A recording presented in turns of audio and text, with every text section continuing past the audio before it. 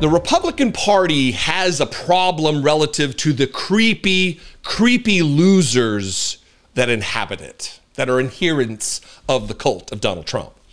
And part of the problem is that it isn't a meritocracy. Even in this clip I'm getting ready to play of Stephen Miller in the White House press briefing room yesterday, he talks about merit and how that's how people should be promoted to positions and elevated to positions of power and authority. It's through merit, yet he's shown none. It's all what he can do to elevate white supremacy that impresses Donald Trump, and then that's how he has his job. Because every time he opens up his little mouth, he just provides us more and more evidence that he is not someone with any merit whatsoever. He is not someone who possesses an outsized intelligence compared to the rest of us. He's really just a creepy fucking loser. And yesterday, in the White House press briefing room, they double teamed the press, he and Caroline Leavitt. And I know that probably generates imagery that you don't need. I didn't need it either, but you know, here we are. Let's deal with reality on reality's terms. And he went into this jag about how we're going to re-educate America's youth. We're going to teach them to be patriotic. We're going to teach them to love America. And he does it, again, in service to white supremacy. And people will say, well, how do you know it's about white supremacy? Because he says we're not going to teach CRT, critical race theory, a theory that is taught in high-level, graduate-level classes in college, like in law schools, not in elementary schools. But when he juxtaposes critical race theory against patriotism and love of country, he means that if you believe America has a systemic racism problem, you don't love America. You can't be patriotic. This juxtaposition should tell you everything you need to know about how Republicans think about America and about race. Watch creepy loser, Stephen Miller. This administration is also fighting to get critical race theory out of our school districts. Children will be taught to love America. Children will be taught to be patriots. Children will be taught civic values for schools that want federal taxpayer funding. So as we close the Department of Education and we provide funding to states, we are going to make sure that these funds are not being used to promote communist ideology. For any nation to be successful, it cannot teach its children to hate themselves and to hate their country. So these are a few of the areas in which President Trump has fought the cancerous communist woke culture that was destroying this country, where we were led to believe that men were women, that women were men, that racial discrimination was good, that merit was bad, and that safety and physical security mattered less than the feelings of liberal ideologues.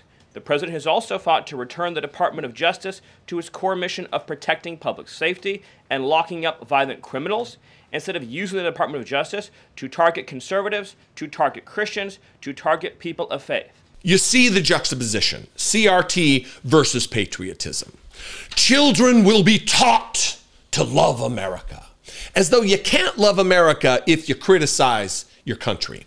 I would postulate, I would put forward that you can't love America if you don't criticize America. Because how do you make America better if not through criticism? If not through trying to progress toward a country we really want to be? How have we made any progress whatsoever without criticizing the system? And that's not out of a hatred for the country. That's out of love for the country. If you didn't love the country, you wouldn't give a shit about whether it gets better or not, whether it changes or not. You're like, that's what it is. Who cares? Kind of like Republicans. Republicans look back on a time when under color of law, black people were treated as second or third class citizens. They were oppressed. They were subjugated. They were owned as property. That's the America they look back on fondly and think, oh, we need to make America great again.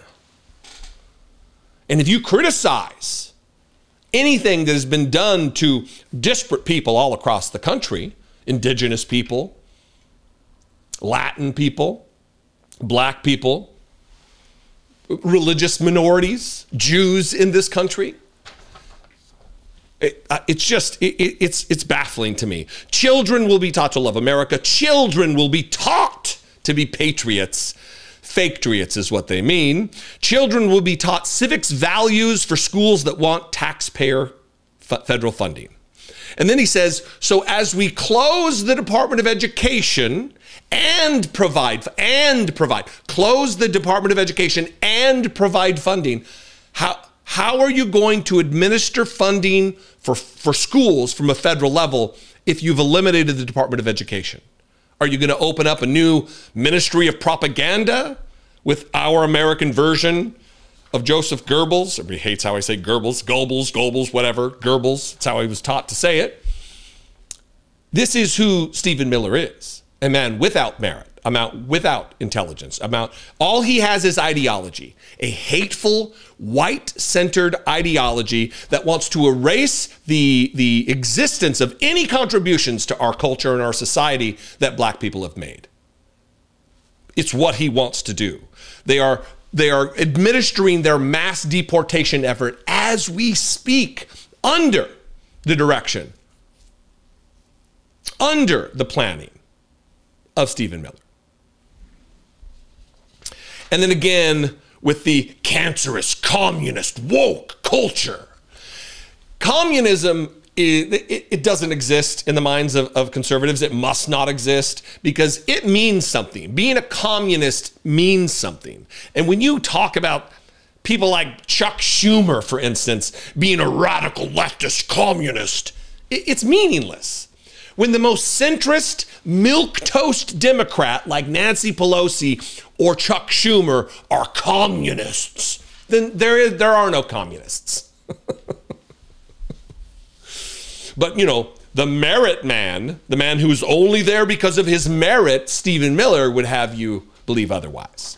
They want you to believe merit is bad. Show me some fucking merit in the Trump administration. I want to see it. One person who has some merit, some worth, some value, some justification for their position. Because if you're looking at it from the top down, there's nothing there. Donald Trump certainly hasn't provided us any evidence that he has merit for anything. He can't even explain the basics of his job or any fundamental, rudimentary understanding of the Constitution itself. Anyway, what do you think? I would love to know. I invite you to this conversation. You can comment below. You can also call the voicemail line 714-576-4054. And of course, as always, you can email me daily@dollemore.com. Please consider helping me produce this content and reach the millions of people that I do every month. You can take a part with me in that for $1.99 a month. Click the join button below, become a channel member right here on YouTube, or even better, because they take way less of a cut. YouTube takes like 35%. Patreon.com/IDoubtIt podcast is another great way that supports this channel. It supports the podcast, and it supports Brittany Page's channel as well. Anyway, I love and appreciate very much. I'll see you next time. Be genuine and take care of one another.